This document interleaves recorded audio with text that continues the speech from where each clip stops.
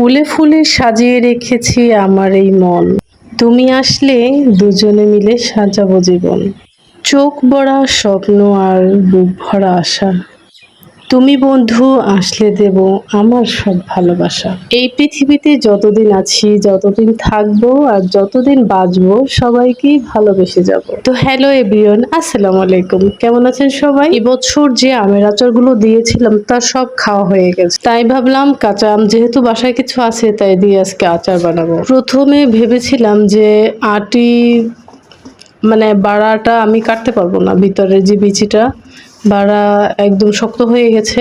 তারপর কাটতে গিয়ে দেখি যে না, শক্ত নাই, ভালোই কাটা গেছে। তো আমি এগুলো মাখাইছিলাম সরিষা বাটা, রসুন বাটা, একটু সরিষার তেল দিয়ে মাখিয়ে ছাদে নিয়ে যাব ভাবছি।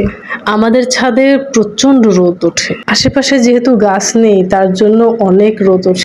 আচার দেব তার আগেই মনে হচ্ছিল যেন একটু খেয়ে নেই। আজকে রায়নের বাবা কিন্তু অনেক সুন্দর একটা পেঁপে নিয়ে আসছিল। পেঁপেটা মাশাআল্লাহ পাকেও নয় পুরোপুরি, কিন্তু আধা পাকা আধা কাঁচা, খেতে দারুণ লেগেছিল। তো এটা নিয়ে আমি এখন ছাদে চলে যাব শুকাতে। আজকে আমি অন্য নিয়মে ডাব কাটছি। আমি ভাবছিলাম ভিতরে নারিকেল হয়েছে, ডাবটা আমি এভাবে ছিঁড়তে গেছিলাম কিন্তু একটু ছিদ্র হয়ে গেছে, তাই জন্য আমি ওইটা কাইটা তারপর এরকম ফুটো করে এই ডাবের পানিগুলো এটা ঢালছি। এই একটা ডাবে কিন্তু 4 গ্লাস পানি হয়েছিল। মাশাআল্লাহ মাশাআল্লাহ, অনেক ভালো হয়েছিল। দেখছেন আল্লাহর কি কুদরত, গাছের মাথায় শরবত। 3টে বোতল শেষ, দাগও লাগাইছে সুন্দর। আজকে একটা ডাব কাটছি, ডাবে 1 লিটার পানি হয়েছে। দেখবা দাঁড়াও, না আমি আর তুমি খাই না, তোমার জন্য 1 গ্লাস রাখছি আর আমার জন্য 1 গ্লাস রাখছি।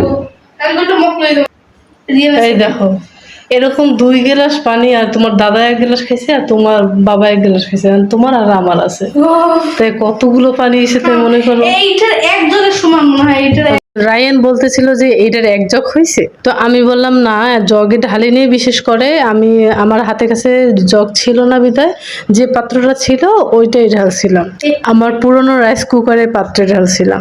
গরমের দিনে দুপুর বেলায় যদি তৃষ্ণার্ত ব্যক্তি এই ডাবের পানি খায় তো আসলেই অনেক শীতল হয়ে যায়। অবশ্য রায়ান ফ্রিজের থাকা ঠান্ডা ডাবের পানি খেলো। সন্ধ্যার সময় রায়ানের দাদাকে পেঁপে কেটে দিলাম। রায়ান এই পেঁপেটা খেয়ে খুব মজা পাইছে, ওর দাদারে খাইতে দিছি, তার সাথে ও একটা খাইয়ে নিছে। তোমার দাদারে এটা দিয়ে এসো, যাও বাবা। এটা কোন দলের কথা, যাও দিয়ে এসো, খাইবে। তুই নিস না, আবার তুই নিস না।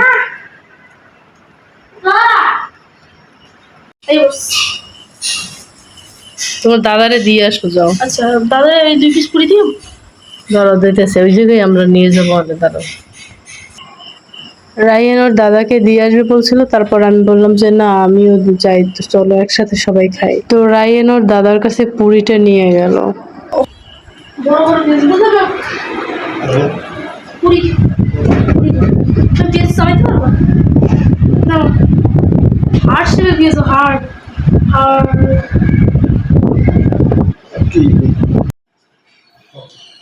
রায়ানের দাদাকে পেঁয়াজুর মাঝে বন্দি করে দিল।